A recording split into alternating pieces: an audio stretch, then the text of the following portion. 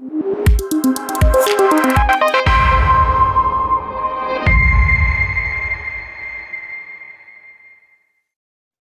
everyone, welcome to Advantech's InnoTalks.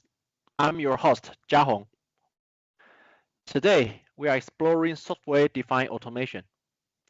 This is a massive paradigm shift in industrial control. For decades, we rely on fixed hardware and proprietary protocols, where few dominant players set the standards with the slower response to the actual market demands. However, today's factory demands more flexibility, more customization, and faster changeovers. This leads us to the critical challenge. How do we gain this flexibility without sacrificing the rock-solid reliability that industrial control requires?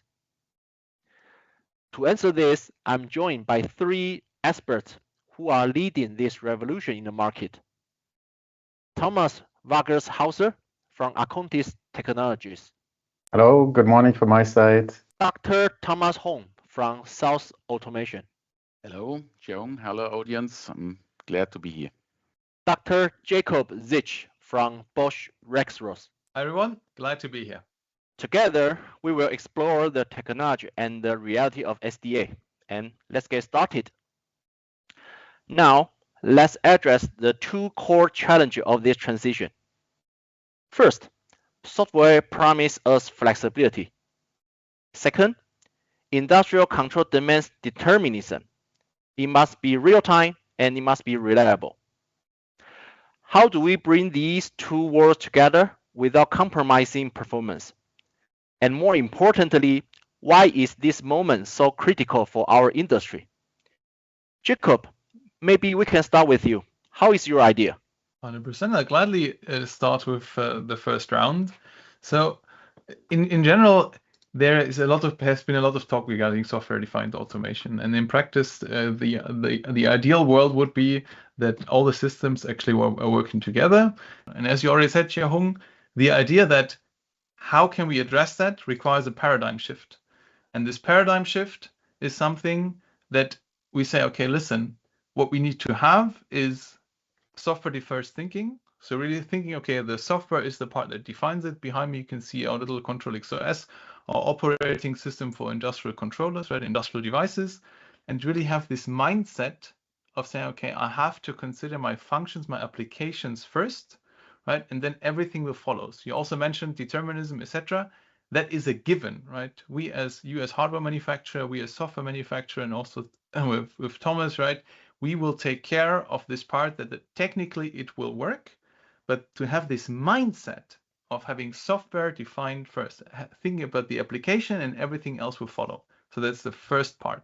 The second paradigm shift is the aspect of saying it needs to be truly open, right? And I know it's always hard to say. You already mentioned you have proprietary vendors in every factory, but the idea that everything should be able to connect and you should transfer the information in such a format that you can actually read it, that you're not going to have to push cables from A to B to Z, but you know that you can connect directly to the system itself. And then lastly, to really come out of this aspect of, okay, we have this challenge of having different buses, right? We have different protocols, etc. To really say we need to collaborate in this ecosystem, right? You already mentioned we are here the examples of ecosystem partners, but there is more to it, right? There's even more partners coming all together and then collaborating to making the wish for the customer real, to be able to deliver information reliably to this one central data hub, right? This one central API from which you then can control each and every individual system, where you can then fulfill this promise to having lot size one production and being able to flexibly change your production right away. And these are crucial changes that we all need to face together, not just with an operating system like we have, but with all the different players which are also on this call, to really say we make sure that we have determinism, we have the technical components are all in place, that they're all working, right? That as a customer, I know that I can combine different vendors, different applications, different silicon even, in order to achieve the same result, because they all have the same mindset of software-defined, software-first thinking, then this aspect of openness, having open APIs so that I can connect systems, and then they're actually working together, right? Really having this handshake of we're not just coexisting, but really want to achieve whatever the customer desires. That is the goal after all. Thank you, Jacob. That was a powerful look at the future. It's clear that software-first thinking and open ecosystems like ControlX OS are finally breaking the walls of vendor lock-in. But as we move everything into software, we face a major technical challenge. How do we ensure that these flexible functions or apps can still control high-speed machines with microsecond level or even higher precision requirement? This brings us to a very important question. What specific technology breakthrough made this possible? To explain the engine behind this real-time performance, let's welcome Thomas from acontis. Thomas, the floor is yours. Thanks, Xiaohong. Well, yeah, what technologically breakthrough made it possible? I think there are several of them. So if you think back, like you see on my slide here, years ago, we had this hardware-based architecture, and there was a reason for that. Because if you think about a machine, you usually have different elements, different modules.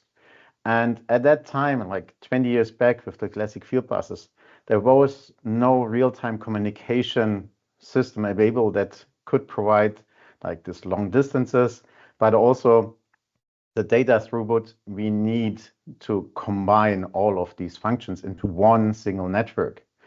In addition, also there were limitations regarding the number of devices and so on. But now with real-time Ethernet-based communication, we can combine all those functions, all those machine parts on the field bus level. And this makes one further step possible. Because if you have multiple field buses, you always end up with multiple controllers. Because at the same time on a controller level, limited CPU, limited I/O performance. So there was commonly one controller per field bus element. And just think back about 20 years ago, when you booted your PC, well, the CPU was not really powerful. You were missing memory, but also the I/O throughput, the memory throughput, and especially, for example, the hard drives or flash, it was really slow. So you could not really run too many applications at the same time without limiting each single task. And nowadays, we not just have this super fast real-time capable Ethernet, but we also have enough CPU power and the memory bandwidth so that we can handle multiple applications at once, especially in real time, without one task affecting the other.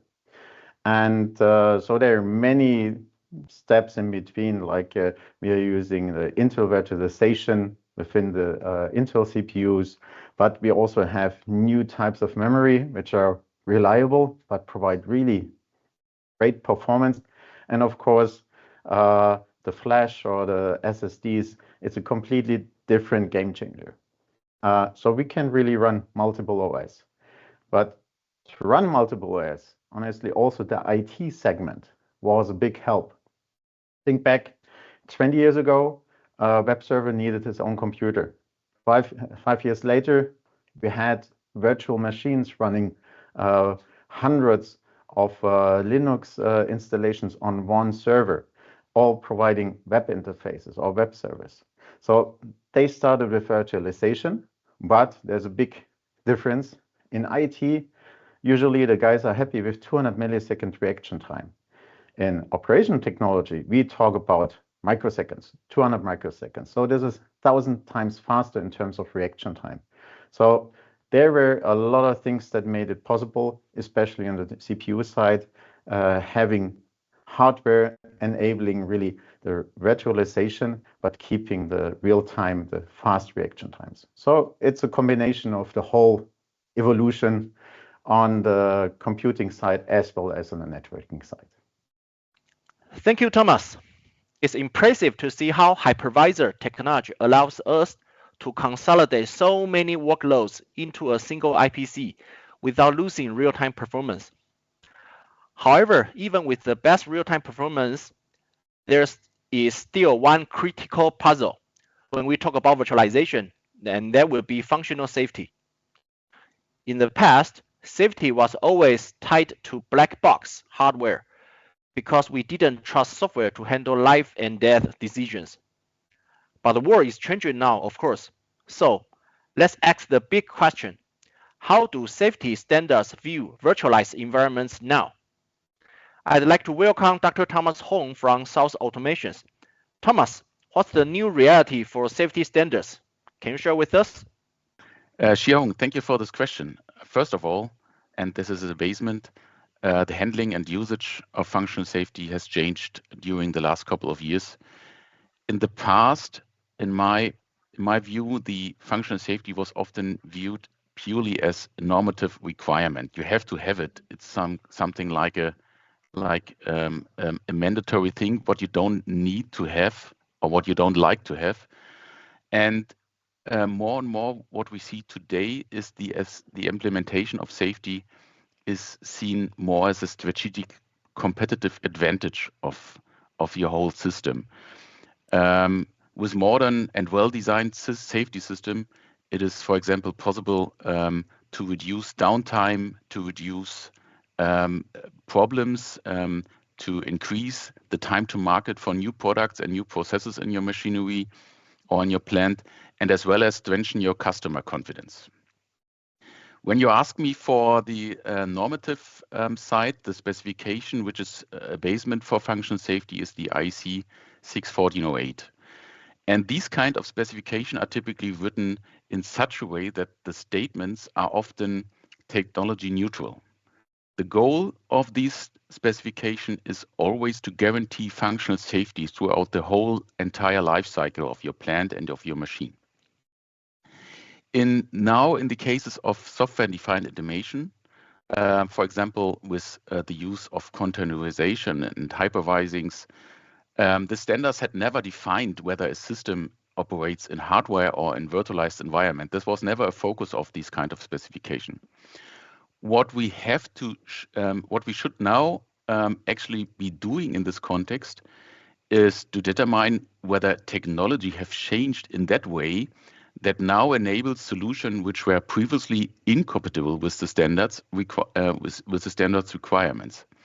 So what we have to conclude now is to see what was theoretically possible in the past, only theoretically possible in the past, and now becomes more and more practical feasible. And the game changer here is, for example, the new possibilities in verification using mechanism like coded processing, for example, from the company Zelistra. And I will come more and more in this game-changing technology later on the slides. Thank you, Thomas. It's clear that functional safety is no longer a barrier to innovation. It has become a software capability that we can now certify and trust. This leads us perfectly into the final part of our discussion. How Advantech brings all these pieces together to redefine the automation architecture. Right now, from the slide, we can see that there are actually the traditional ways of automation. You can see at the left-hand side, and right-hand side is the new era that, from Advantech's point of view, that will be the future and why we are highlighting software-defined automation. So from left-hand side, you can easily see that everything actually is locked to hardware. So different brands of PLC have actually their own proprietary protocols and all the hardware requirements in their own small circle. So that means each functions in the field, in a factory, in your solution will have its own box. This makes it very, very hard to change. It's slow and it's always expensive if you are talking about upgrade. Now let's look at the right-hand side. This is the modern way for automation industries. Software right now is separated from the hardware, and this gives us total flexibility. You can now run different applications such as control, vision, or even AI all in one control box. It makes your data easier to collect. It makes your factory future-proof. You are not just buying a controller right now. You are actually building an intelligent platform which has infinite possibilities on top of it.